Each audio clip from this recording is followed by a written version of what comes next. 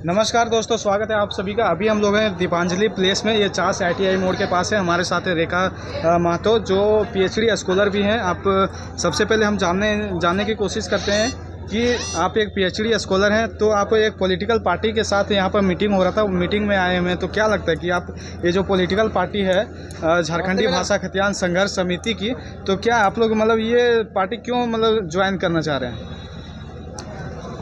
आपके चैनल के माध्यम से सभी के जोहार, पूरे देश को जोहार।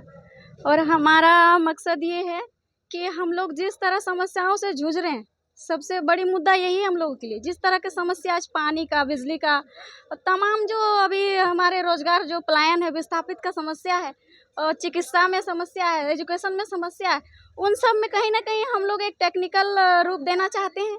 तो कहीं ना कहीं जो बोला जा रहा है कि दूसरे स्टेट के लोगों से हम लोग को जितना परेशानियां नहीं है, उतनी हमारे यहाँ जो हम जिनको वोट देते हैं, वोट दे के जिनको जिताते हैं, जिन पर हम लोगों की बहुत सारी उम्मीदें होती है, वो लोग उस उम्मीद को कहीं ना कहीं उसको खरे नहीं उतरते हैं। और बहुत सारी समस्या अभी भी कहीं ना कहीं आपको धरती पे बहुत ज़्यादा मात्रा में देखने को मिलता है। तो इन सब चीज़ों को देखते हुए हम लोग जो आज हमारी माताएं बहनें जो अभी भी शौचालय बहुत घरों में नहीं बनी है, और बहुत जगह है कि पानी अभी तक नहीं, घरों तक नहीं पहुंची है, और बहुत जगह ऐसी है कि जहां नदी, कुआं, तालाब का भी बहुत समस्या है। तो वो सब चीज़ों के लिए जो एक बेहतर तरह से हम लोग वहां तक पहुंचाने का काम करेंगे, इसके लिए हम लोग को एक जिम्मेवार व्यक्ति चाहिए।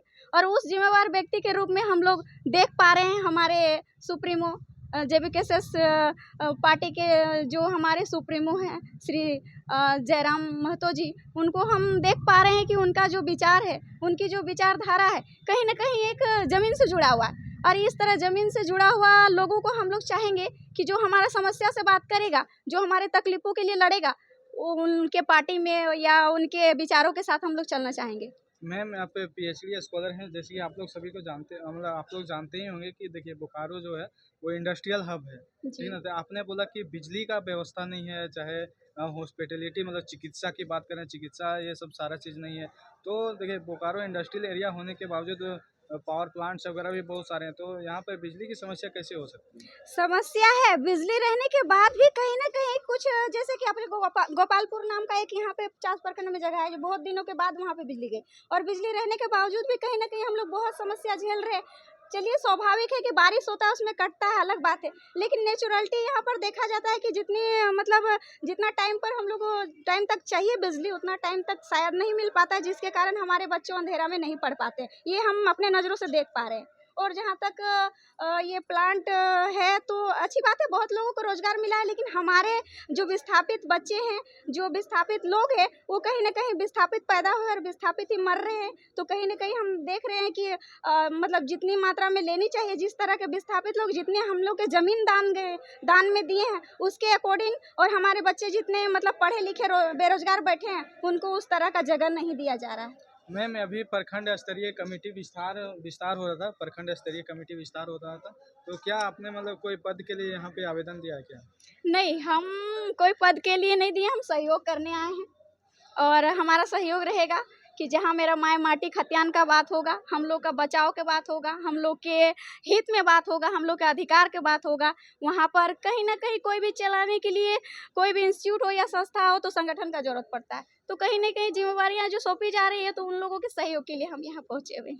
मैम, आपने शुरू में ही बोला कि एक मतलब एक छोटा सा पॉइंट रखा था कि चिकित्सा का व्यवस्था नहीं है, तो क्या देखिए अभी जैसे चास अभी हम लोग सिटी में है, तो आसपास में जिधर देखते हैं उधर छोटा छोटा बात करें तो छोटा छोटा हॉस्पिटल आपको देखने को मिल जाएगा। पंचायत में होता है, आयुष्मान आरोग्य मंदिर हो गया, चाहे और सारे बहुत सारे मतलब छोटे छोटे मंदिर, छोटे छोटे जैसे आयुष्मान आरोग्य मंदिर हो गया, चाहे प्राथमिक स्वास्थ्य केंद्र, तो आपको हर जगह दिखने को मिल ही रहा है। तो आप कैसे बोल सकते हैं कि जो चिकित्सा का सुविधा बेहतर है कि नहीं है?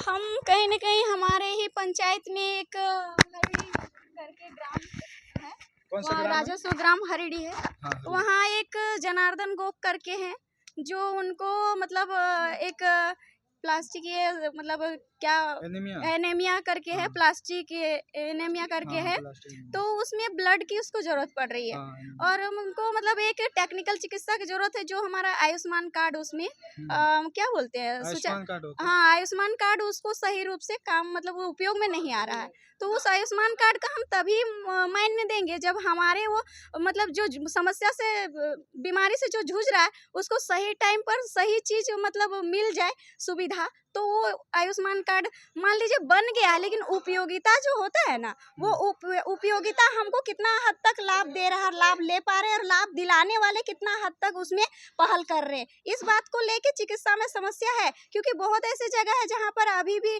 डॉक्टर बढ़िया नहीं पहुँच पा रहे हैं, तो वो सब चीजें शहरों में है चिकित्सा, ऐसा नहीं कि नहीं है, लेकिन हम गांववासी के लिए उस तरह का चिकित्सा का व्यवस्था हमारे गांव तक उस तरह का नहीं मिल पा रहा है, जिसके कारण हम उससे दुखी है। अच्छा, अभी थोड़ा सा